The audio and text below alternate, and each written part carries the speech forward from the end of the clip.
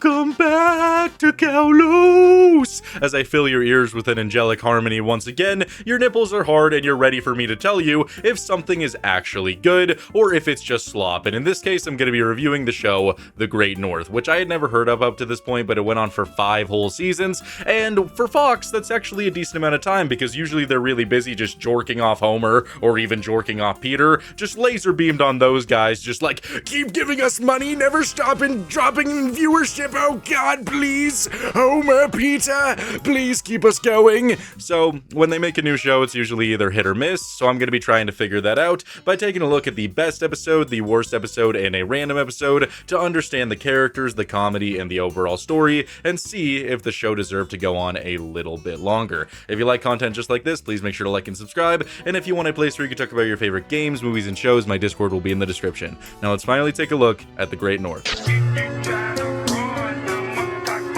I decided to start off this video by taking a look at a random episode, and it's going to be the episode Say It Again Ham Adventure. And for this to be my introduction to the series, it was definitely a little bit wonky, especially not knowing what to expect, and that opening just being so, homosexual, you know? It just kind of thrust me into the gay, and not that I have a problem with that, it was just the way they decided to handle it was just an extra sliver of gay in a way that I just wasn't expecting, with me getting introduced to a character called Ham, who is the son of Beef Tenderloin Toblin. Yeah, his name is fucking Beef Tenderloin. God, that just makes me want to slap my knee, whoever decided to name him that. God, I could just passionately kiss you on your lips. But either way, so Ham is with his boyfriend, unnamed gay man. I don't remember his name, and his main character trait within this episode is that he's gay and supportive, so that's pretty much all I got. And the beginning of the episode really helps to establish, for anybody who maybe was just clocking into this episode and they had never seen an episode before, that Ham is gay, with him looking at his boyfriend and being like, how did you like my zesty lemon bars? Were they really good? And he tells him, yes, wonderful, beautiful, good for them. And then they're watching one of the gayest films that I've ever seen in my entire life, but I found it to be completely and utterly hilarious. And I've never, expanded my horizons to specifically watch a gay film, but anybody who has, is this really what they're like? Because they're watching like Danny Doom gay in the fast lane. Living a lie. Businessman Greg isn't just someone I know from business. He's also my boyfriend. I'm Danny Vroom, and I am gay. And it's really funny. Like, this actually got me to just burst out and start chuckling because it was so unexpected, with a super important race happening. The cinematography is incredible, with Danny Boom deciding not to go ahead and win the race. He pulls over his car and he's like, I'm Danny Boom, and I am gay in the fast lane. And I was like, what? Danny Boom is a homosexual? This cannot be. What? And it causes just a massive car pile up where all these cars are slamming into each other. They all get out and they're like, Danny Boom is gay? How? What? I never could have expected this. This cannot be. As he's like, oh yeah, we have an ultimate crash over there, but guess what? The truth will set you fast. The truth will set you fast. Danny Broom, will you be my groom? As there's just big sparks of fireworks and everybody loves how he's gay in the fast lane. And wow, what a way to get me just into the show. It's just so odd. But somebody down in the comments, let me know if you're just a seeker of films where the main genre is being a homosexual, like there's just a whole lot of emphasis onto that, if it's actually this dramatic when it comes to scenes like this, because I found that to be hilarious. The actual episode itself, beyond this introduction, is actually very wholesome in a way. It follows Ham, who has already come out to his family, and I really like his coming out process, where they don't make a big deal of it. I wish more of society did the same exact thing with honestly everything. You just don't make a big deal out of it because the majority of things, they don't affect you even remotely. You just choose to be angry at specific things. So Ham is all like, everyone, I'm gay. And they don't even care. They're just like, oh yeah, we know. Yeah, we figured. cool. And then they just move on from it. But this makes Ham feel like he wanted a little bit more of a drama. And I wonder how people who have come out to their family members where it wasn't so toxic or was a lot more toxic and they just completely shunned them felt watching this episode where Ham is like, my parents were just so supportive. I want a little bit of drama. I want a little bit of spice. I want them to beat me. Like, I don't know the feeling, but either way, it was just an interesting plotline for the episode. So he is going to try to find somebody who could give him a little bit more drama when he says the utter wonderful words, I'm gay. So that's his main goal for the episode. So they decide that they're going to go and find a woman named Danica, who is their cousin. And I really like the description for this woman of how they're going to, why they're going to see her, to say the least. She apparently is very judgmental. She went to the zoo, and any animal that was a couple, she whispered that they were whores. That just tells you everything you need to know. I can't imagine going to a zoo with somebody like that, and they see like a pregnant gorilla, and it's like, who knocked you up? Who did it to you? Was it that guy? Did he give you consent? Did you give your consent? Why are you knocked up, woman? You're supposed to take care of your vagina. What are you doing? Like, that's pretty much how I imagine her, and she's pretty dang weird. So, they're driving there to go and see this Danica woman, and, Ham decides he's gonna have a safe word if it gets too uncomfortable, if the drama is just too much to handle, and he decides the best one is, get these hands off of me! I can't imagine using that as a safe word in any kind of instance. I can't imagine things are getting rough. For those of you who are a little bit freaky, you get the paddle off and you get beat by it, and you're like, get these hands off me! Oh! Can you imagine just, like, living in a apartment building with some very thin walls, and you're just like, yes, this is a good book. And then all of a sudden you hear a person screaming to get the ants off of them. It's just a very interesting safe word, to say the least. That's just what I'm getting out of that. So, they eventually get to Danica's house, and Danica's immediately judging them all, and there's one of the daughters named Judy, and she's wearing some leggings with flower petals on them. Something that should be perfectly socially acceptable, and you got Danica, the hoe bitch over here, sitting there, and she's wearing a skirt. Her legs are exposed. And she looks at Judy and she's like, so, why are you dressing like a floozy? Huh? Are you a little slut? Judy, are those leggings something you must wear for a medical reason, or are you just a big old floozy? What are you talking about? Bitch, you're wearing a skirt. Your legs are showing. With your ideology here, you basically have the philosophy that anything above the ankles, oh man, that's gonna be sending me up a tree. I'm gonna be freaking out if I see anything above the ankles, yet you're showing your whole goddamn legs. With your philosophy, you're basically the Bonnie Blue of this room, okay? Everybody's lining up to just laugh at you, point at you, and say, haha, you got 1,000 dudes in you, women. Nobody's gonna want to touch you ever again with all that nonsense. Like, I don't get her ideology of making fun of her cousin when you're literally showing your legs. You're the problem here. You really are. So it's then immediately revealed right after Ham is gonna say, and then Danica stands up and says that she's a criminal, so Ham once again doesn't get to showcase that he is gay, and Danica is apparently a criminal, holds them at gunpoint, and they have to try to save them. At the same time, Wolf and Honeybee, who are also members of the family, are trying to solve this criminal case, and they're finding them out in the woods, and they're coming over, and they find them in the cellar, and they're trying to break him out. Wolf has the audacity to shout down the cellar, I'm coming to save your penises! Which was a little bit jarring because that kind of came out of nowhere. I don't know why he had to utter those luscious words, but I was alright with it. And so, eventually, she comes around the house and holds Wolf and Honeybee at gunpoint. That's when the police officers show up.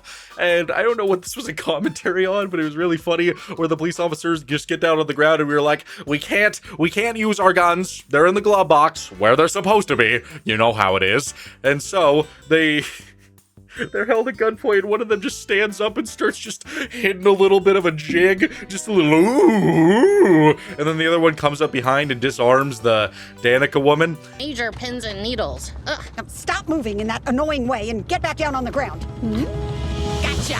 And that's how she's defeated and she's arrested. And that was pretty great. I loved a little jig and a takedown. And the ending is actually very wholesome, with all of the family wanting to do it right for him. So they all pretend that they don't know that Ham is gay. Ham comes down the stairs and is like, I have something to confess. I am gay. Yep. And so he's gay.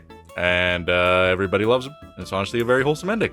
I thought it was pretty great. This was a very unique take on the concept of coming out, and I thought it was a lot of fun. I thought the comedy was very well done within this episode, and overall, I definitely didn't have a bad time. I honestly don't have a lot of complaints. The only thing that's initially very jarring about this series that it definitely would take some getting used to is that there's really no time for shock or for characters to really give their feelings compared to like just normally like how you would respond to things, like where you take a second to think about it, your facial expressions change. It's kind of just every 2 seconds there is another person talking. There's never a break in the dialogue. There's never any of that. It's just constantly characters talking and talking and talking, and that's because there's kind of 7 main characters. There's the whole Toblin family plus the extended family of Wolf and Honeybee.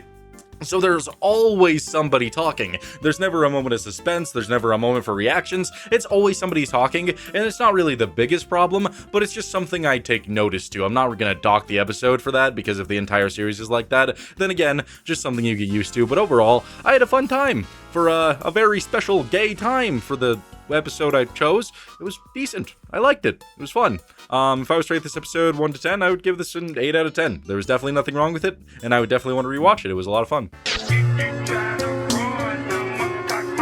Now taking a look at one of the worst episodes in the series, it's going to be the episode Jude Night Adventure. And I could definitely see why this would be the lowest rated in the series, but if it is, then this series is probably overall really good, because this episode definitely isn't even what I could...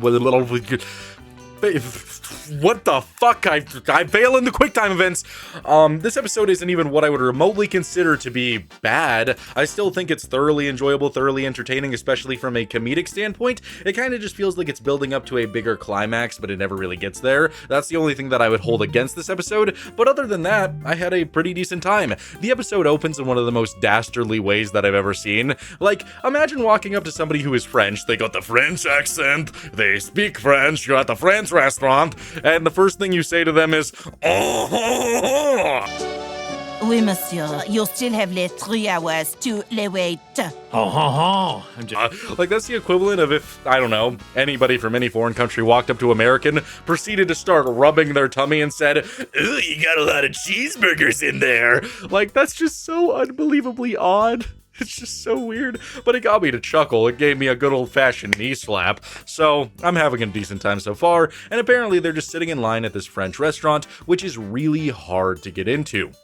So they're going to be waiting for a very long time, and it's super important that they're all there. At the same time, Judy, she decides to leave because she's buying a weasel. So she's running away with a weasel. We don't really know her plot yet, but Wolf has to go and chase her down to try to get her back so that they can enjoy this restaurant, because they absolutely need to. This family, if they don't get their French cuisine, their croissant, they're going to struggle in so many ways that we cannot even comprehend. And this is where the comedy really starts to kick up, because the main comedy in this episode, it comes from all of the side characters. Specifically, one of the ones that I have to point out, which was the first one, is Ham. He apparently had appendicitis like a very long time ago, and it cost them a dinner. So he's like saying like, oh yeah, I had appendicitis a little bit ago, and that caused us some problems. And then his whole family is just degrading him and just saying that he is basically the equivalent of Satan himself, Lucifer incarnate, for having appendicitis, even when he was literally going into septic shock.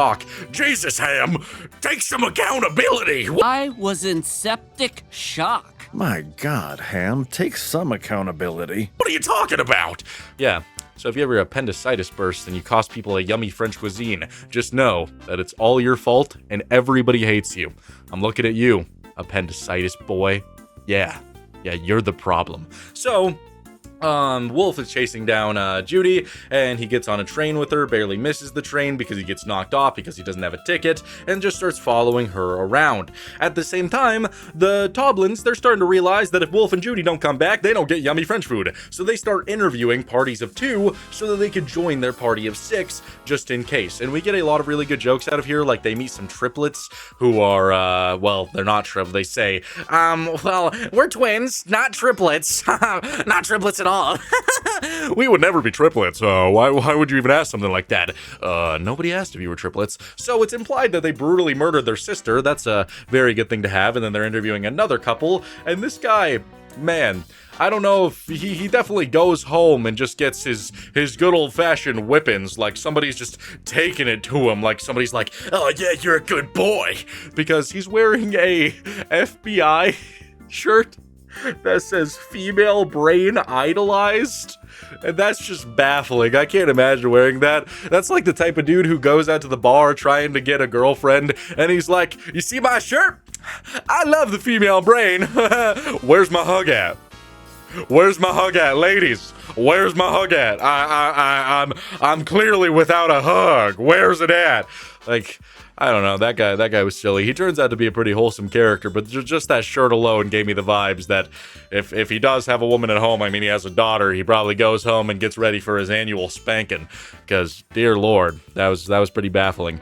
So, at the same time, Judy is just trying to get her weasel. Eventually, the weasel escapes, and Wolf and Judy, they have to try to get it back, and they end up in this back of this pickup truck with this odd man who has Milk as a wife, which I can relate to in so many ways. God, I love dairy. It's the nectar of the gods. I mean, I'm Kalos after all. I could just drink 2% all day. If you don't think milk is the greatest drink on the planet, we're gonna have to tussle. And this man, he had the audacity to marry Milk, which I'm concerned why I haven't done that yet. So they're sitting back there, and Judy is trying to get in this program. That's the entire reason that she has this weasel and wants to take it to her counselor. And she says she's sick of living a small life, which makes Wolf feel bad. He feels like he's not good enough for his sister, and his family's not good enough. So he does what any man would do.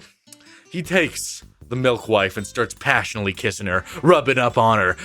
Hey, get your hands off my wife! Then just looking that man dead in the eyes and say, hey man, all right brother, I'm getting down and dirty with your milk. You gonna stop the truck or what? And so they get kicked off, and Wolf unhandcuffs them. Yes, they're handcuffed. And Judy has to go on her own, and Wolf starts going back to the restaurant.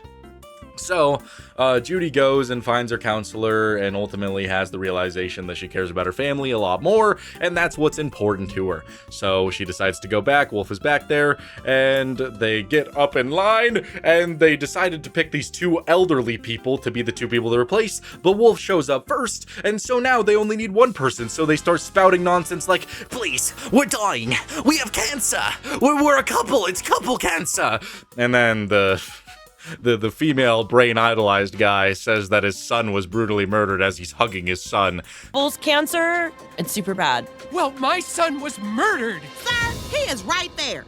So that gave me a nice decent chuckle. And eventually Judy shows up and almost cost them their spot because the mime who's in the restaurant, who if you don't answer your call to the table fast enough wants to kick you out, she locks the door on him, an invisible door, and just watching him try to break in was pretty funny as they learn to care for each other once again. It was overall pretty decent. They go and eat their food, and that's the end of the episode. Definitely not my favorite thing that I've ever watched. Definitely not as good as the gay episode, and that's what I'm going to continue to call it, because that opening scene is going to live in my brain forever. Gay in the fast lane, that was beautiful. So definitely not as good as that one. Definitely had some pacing issues, felt like it was building up to something a lot more. Kind of just has a lackluster character resolution where, yes, she apologizes to her family, but it just kind of feels like, oh gee, I mean, this didn't work out the way I wanted it to, and I didn't get to go and do this, so I mean, you know, it's just not my favorite. If I was to rate it 1 to 10, I would probably still give it a 6 out of 10 though, which is better than average. I still had a lot of fun, so for one of the worst episodes in the series, I still had a great time. Now taking a look at one of the best episodes in the series, or at least one of the highest rated, it's going to be the episode Games of Snow's Adventure. And in all honesty, this episode was kind of underwhelming, at least for me. It has two main jokes that I like, but one of them spans the entire episode, so at least that was decently enjoyable. Other than that, it was definitely just okay. It has some heartwarming moments, some wholesome moments, so overall, it's fine, just not the best. The episode opens with Beef Tenderloin himself having some weird reactions to his son having a social life, and I understand parents being sad that this man is gone on his own, but he's clearly been gone for a while. He has a house, he has a fiance, he's been doing it for a while, but his dad is all like, why won't you come and see me? You missed 4 out of the 7 breakfasts. I need you, son. It like reminds me of how some people get when I Show Speed comes to their city, where they do nothing but just hope and pray that they could touch his weenus or something. They just want to touch his inner elbow. They'll start swarming his car and trying to rip his hair out. Just like, please, Speed, I need you. you. I understand that you don't know me and don't even actually remotely care about me, but please let me touch your weenus. Please let me touch the extra skin on your elbow. Oh. Like, that's how his father's kind of acting with his son, who is clearly a busy man, but his dad's like, please come, please come. So Wolf and Honeybee, they start walking over to the Tovlin house in order to have a game night, and there's a blizzard going on, and they get a little bit lost, so it's up to Beef Tenderloin to traverse the blizzard to save them. And he's initially just staring out the window at this storm, and a fucking snowflake appears out of nowhere, and he's just like, snowflakes aren't real, what are you doing here? As it starts speaking to him, and his kids take notice. So I was like, did I kind of miss that Beef Tenderloin has schizophrenia? Is this something that I missed out on? Does he have hallucinogenic nightmares a lot? Because he's clearly not okay with this giant snowflake if he's saying that it's not real. I saw something. Never mind. Hello, Beef. It's me from before, the Dendrite Snowflake. Call me Denny. Nope. Snowflakes don't talk. Do you just say something, Dad? So he goes out into the blizzard anyway, starts walking around there, and we get one of the most thrilling scenes I've ever seen in my entire life, just showing off his true survival instinct skill, in which Wolf is out in the wilderness and he has to take a piss. But he's with Honeybee, his wife, and he can't piss if somebody is near him, so they have to slowly just get away from each other, just inching away, and then he unzips his pants, his skin flute just pops on out, and he just goes, ah! Separated from each other. Okay, here I go. Are you okay? Yeah, just screamed because the wind hit my penis and... And Honeybee, rightfully concerned about this, rightfully wondering what is going on, he just says, the wind hit the tip, and it scared me. Oh, it was just so cold. All right, man. That's a struggle we all face, I guess. And so he can't do it, and he just starts rolling away, rolling down a hill, and ends up getting separated from Honeybee, and he never even managed to take a piss. So that was great.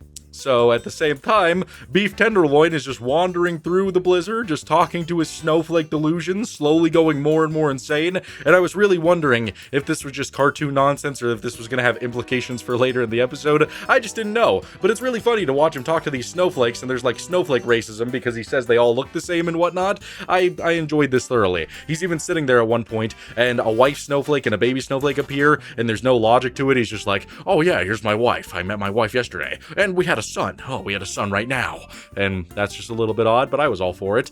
At the same time, all the kids, they decide to go out into the blizzard to try to find their parents, Wolf, Honeybee, and Beef Tenderloin.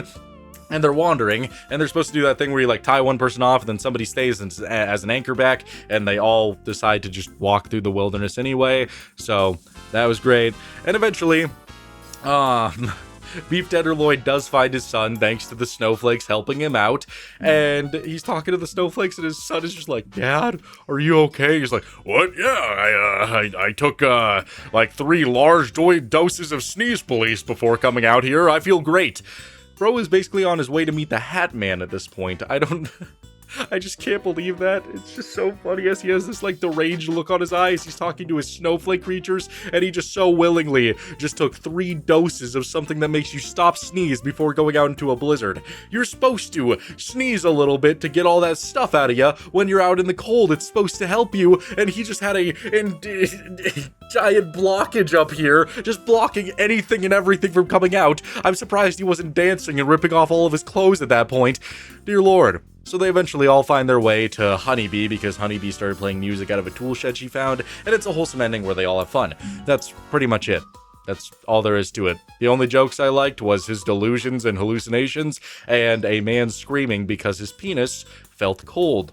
So, yeah, definitely not my favorite episode. I don't really know why this one is so high rated. There's really nothing that great about it. It's definitely just okay. I would give it a solid 6 out of 10 as well. Not my favorite episode, but definitely not too bad.